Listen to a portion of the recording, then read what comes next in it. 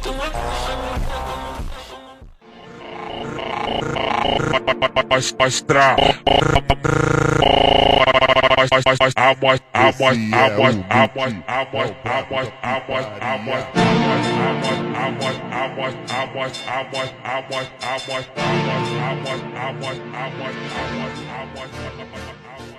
Cadet Amarado, Engine Cadet Mosong, Engine Cadet Sagangan, Engine Cadet Rapas, and Engine Cadet Bengal.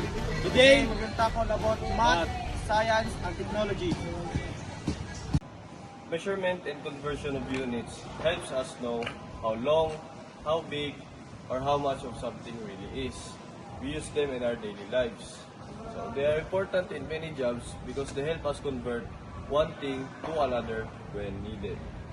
Another example is in maritime work, mariners use units like nautical miles for distance or knots for speed. They convert these measurements when planning a ship's route. So for example, doctors and nurses convert mg to g or ml to l when preparing medicine.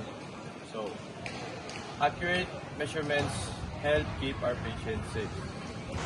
Do you know, a nautical mile is longer than a regular mile? 1 nautical mile is equal to 1.852 regular mile. Good day everyone, I'm Engine Cadet Amarado. I'm here to discuss about heat and temperature. So what is heat? So heat is the energy that moves from something hot or something cold.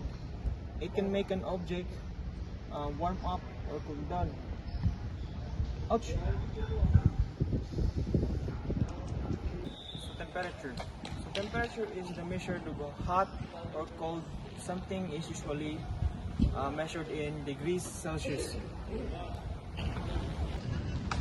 So another example, when the sun shines on the sun, the heat from the sun goes to the sun. After a while, the temperature of the sun will become hot. So when you touch it, it feels warm. Do you know that iron is a conductor of heat? Because it heats up quickly and spread heat evenly. That's why many stoves and cast iron parts are made from it. Good day everyone, I'm Engine Cadet Mosong and I'm here to talk about forces and motion. Forces and motion are everywhere around us. A force is a thing that pulls or pushes things around.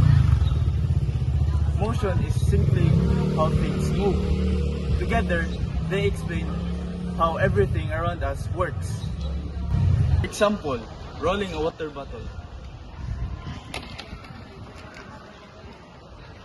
Rolling makes a motion while friction eventually stops it. Lifting up a book. Your hands uses a lifting force to move the book upward. Today everyone, we will discuss vector analysis.